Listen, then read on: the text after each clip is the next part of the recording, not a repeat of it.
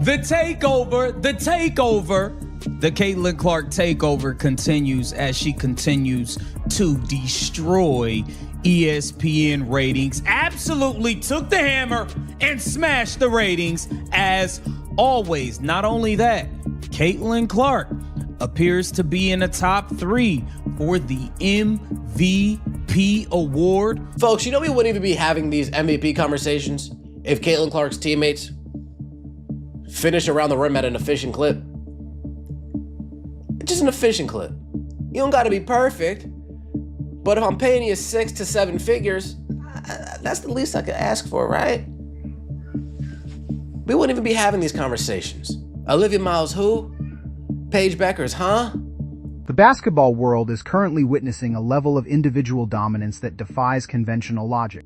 Yet the narrative surrounding the league's most transformative talent is being held hostage by a startling inability from her own supporting cast to finish the job. We are watching a masterclass in playmaking every single time she steps onto the hardwood, a relentless display of court vision that has already shattered decades-old records. Yet the conversation remains cluttered with irrelevant comparisons and stubborn denial. When you look at the raw data, the sheer volume of high-quality opportunities created versus the actual points converted, it becomes impossible to ignore that a professional team is essentially sabotaging an MVP-caliber campaign through sheer fundamental incompetence. Caitlin Clark absolutely on fire, took over. And this is what I'm saying. It does not matter. These Dejanay Carringtons that are talentless, they can't take over the spotlight. Y'all talking about race. We're talking to everything else. Caitlin Clark continues to deliver no matter what is going on. Have you noticed they're not running around showing the ratings for all the other teams around the league? Have you noticed that? Is it because the ratings are not good for PR? I think it's bad PR if they show the other ratings. It is time to call a spade a spade. If you are a professional athlete commanding a salary in the high 6 to 7 figures, failing to execute a standard layup under zero pressure is not just a mistake. It is a dereliction of professional duty that impacts the entire franchise's legacy and frustrates fans who understand the game at a high level. We are seeing a player who has effectively lapped the field twice over, creating a statistical gap so wide that the record books are being rewritten in real time. Caitlin Clark being celebrated by the Indiana Fever. 20th career game with 20 points, 10 assists. No other player in WNBA history has more than 10, and she's only in year 3. She's only in year 3. She's gonna put a wild gap between her and second place when it comes to the record books. Since the All-Star break, Caitlin Clark's averaging 24.9, 9.4 assists per game on 50, 40, 83. 3 made threes per game. Yeah, those look like MVP numbers to me. Definitely surpassed Olivia and Paige, and even Kelsey Mitchell. Not even a question. What are we doing here? With over 20 career games posting at least 20 points and 10 assists, a milestone no other player in the history of the league has approached with similar frequency. The argument for her individual supremacy shouldn't even be an argument at all. While pundits scramble to elevate other names in the MVP conversation, those players are benefiting from functional offensive structures where teammates actually capitalize on designed plays and respect the gravity of the star player. If you took away the missed bunnies, the bobbled passes that fly out of bounds, and the blown fast break opportunities, the assist totals would be climbing into territory that would make the most legendary point guards in history look like mere role players by comparison.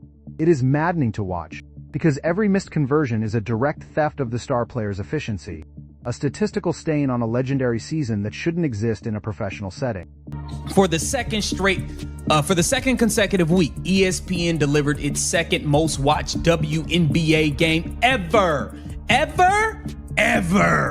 Okay, Indiana Fever versus Chicago Sky on ABC averaged 2.6 million viewers, up 79%. It says WNBA on ESPN networks is up 5%. Caitlin Clark shutting down the ratings. Shutting it down, taking it over. The frustration is not just theoretical. It is visible in every post-game analysis and every slow-motion replay that highlights the painful discrepancy between the perfect pass and the clumsy finish. There is a palpable disconnect between the level of precision being provided by the lead guard and the level of execution being returned by her targets. It is a fundamental breakdown of the most basic basketball tenet. Catch the ball, secure the rock, and kiss it off the glass. When you have a player who is essentially serving up free points on a silver platter, The failure to convert those looks isn't just about missing a shot, it's about failing to respect the work being put in to create that space. It forces the lead guard to do more, to carry more, and to compensate for the deficiencies of those around her, which eventually reaches a point of diminishing returns for the team as a whole, creating a toxic cycle of over-reliance and underproduction that is visible to anyone with eyes. This isn't about being perfect, it's about being competent. Don't you love to see it? Don't you love to see it? ESPN top 3 betting odds for MVP as of today. You got A'ja Wilson, Caitlin Clark, and Olivia Miles. Now, what will be very, very interesting here is we saw the Indiana Fever go out and do an MVP campaign for Kelsey Mitchell last season. They went and wore shirts. They wore all types of, they got shirts made. They damn near put a Kelsey. Basketball is a game of margins. And when a team leaves double-digit points at the rim every single night, those aren't just missed opportunities. They are lost wins. Those are lost possessions that swing momentum, frustrate the coaching staff, and ultimately derail the team's standing in the playoff race. The league's most elite players are judged by their ability to elevate those around them. And this particular talent is doing exactly that. Yet the metrics are being suppressed by a collective inability of her teammates to finish at a league average clip. It's an unsustainable dynamic that has become the defining frustration of the season, overshadowing what should be a straightforward coronation of the league's most valuable individual performer. You look at the history of the game, at the great floor generals, and you see a symbiotic relationship where the guard makes the teammates better and the teammates make the guard look efficient. Here, the guard is doing all the heavy lifting, essentially playing 4-on-5 because the finishing is so abysmal. The conversation needs to shift toward accountability. When a coach talks about team effort, they are often trying to mask the fact that the offensive engine is stalling because the finish line is being missed consistently. You cannot build a championship caliber team if your interior players cannot handle routine entry passes or finish within 3 feet of the basket when left wide open. The tape does not lie. We see the passes threading through traffic. We see the perfectly timed lob. We see the kickouts to open shooters, and we see the results, a clank, a turnover, or a scramble to recover. It is embarrassing. It is high-level basketball being played by the star, and amateur hour basketball being played by the remainder of the rotation. For Kelsey Mitchell last season, they went and wore shirts. They wore all types of, they got shirts made. They damn near put a Kelsey Mitchell MVP logo in the middle of the court and got rid of the Indiana Fever logo last season. It'll be interesting to see if the Indiana Fever put on the full court press for a Caitlin Clark MVP campaign. That'll be interesting. You know the Las Vegas Aces are going to have their A'ja Wilson campaign going on. The Minnesota Lynx are already doing their Olivia Miles MVP campaign.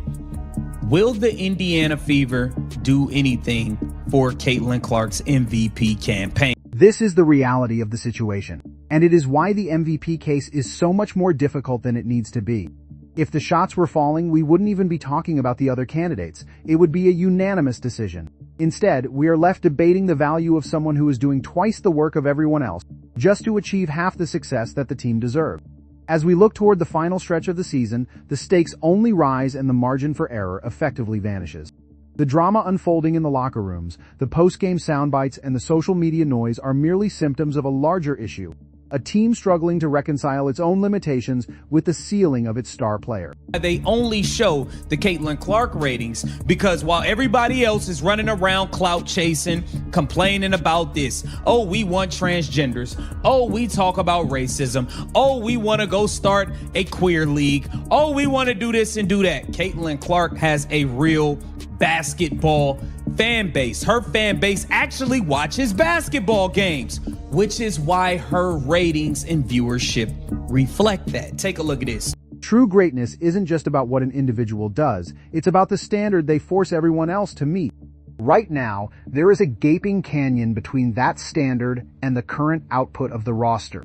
If the team continues to fumble these opportunities, the responsibility for the outcome will rest squarely on their shoulders, regardless of the individual brilliance carrying them forward. Ultimately, the records will reflect the individual's dominance, but the final record of the season will be decided by whether or not the rest of the squad learns to handle the pressure when the ball hits their hand. It's time for a change in mindset, a change in work ethic, and a realization that the window of opportunity is closing.